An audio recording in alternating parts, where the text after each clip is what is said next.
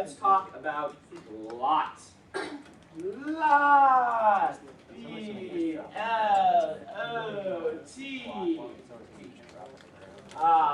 Or plat, apparently, over here.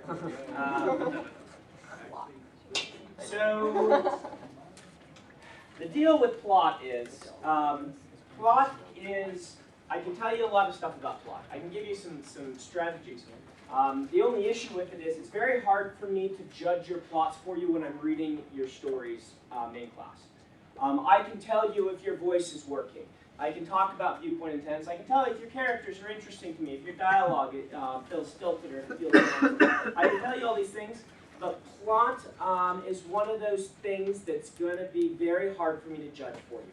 You're going to need alpha and beta readers to judge this thing for you, because it encompasses too many words to judge if a plot is any good for me to give you feedback on this. So I'm just going to warn you up front.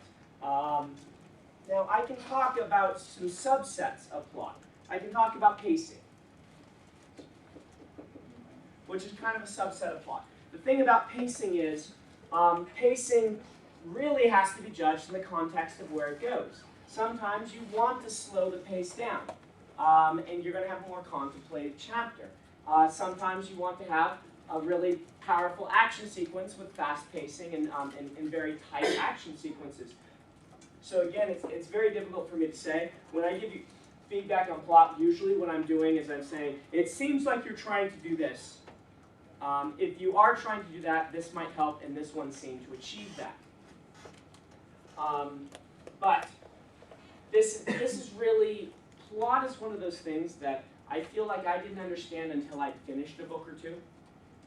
Because a lot of times, a plot that feels kind of loose can come together by the ending, and then you know how to fix it in revision and focus it and tighten it, and that doesn't mean you were doing anything wrong in the first draft.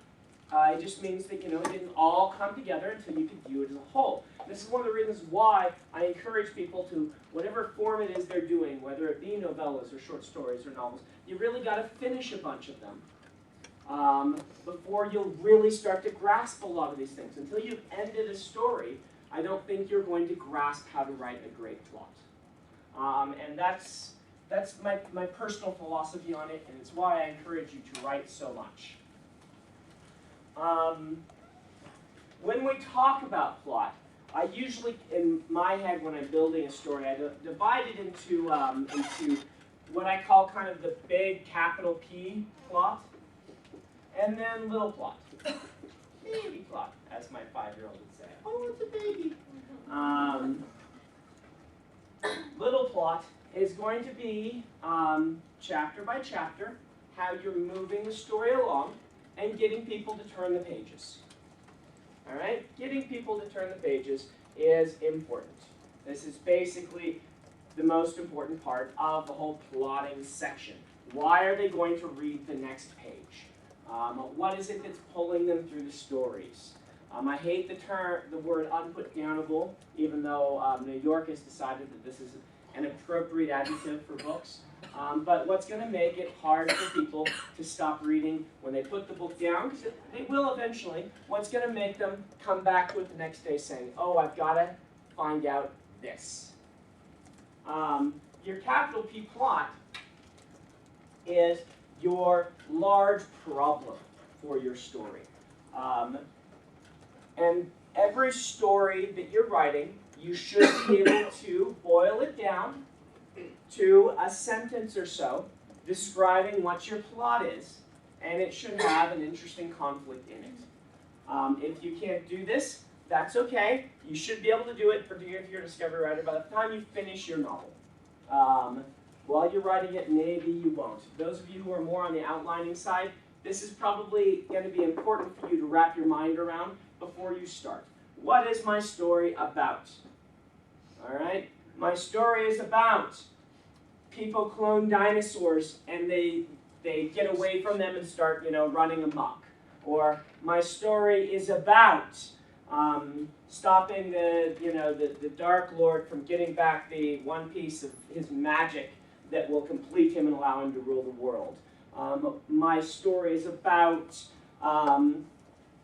a you know, woman who doesn't think she has any prospects in life, falling in love with the guy that she thinks is utterly wrong for her. You know, Pride and Prejudice. Whatever this is, you've got to be able to describe in one sentence. You really need to, at least by the time the book is done. A lot of times, you know, this thing, your pitch, your plot pitch, will really help you focus your story. It is very useful. It doesn't have to encompass everything. Like I just described, you know, you could describe each of those stories in a different way also, and you could expand them into pages and pages of outline. But kind of finding that kernel can be very useful for you, particularly, like I said, if you're the type that thinks things through ahead of time and shoots toward an ending. Even if you're a discovery writer, knowing what your story is about, what your primary conflict is really going to help you with the little plot, the pacing. Just for an example, so I can understand this better, how would you, for instance, like boil down the Way of Kings? Way of Kings? Yeah.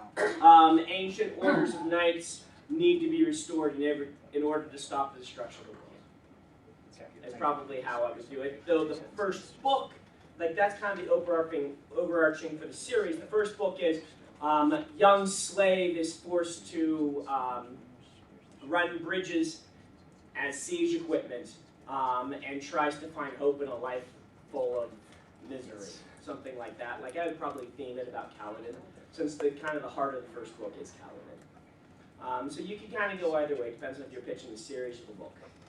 In connection with your big plot and little plot in a series, how much do you have to plan ahead, knowing okay, there are going to be X number of books, and this is the big. Don't worry about it. Finish a book. Finish your books, and then worry about it. I don't mean for me. I just mean in general. In general, I will do it, but I have several series under my belt.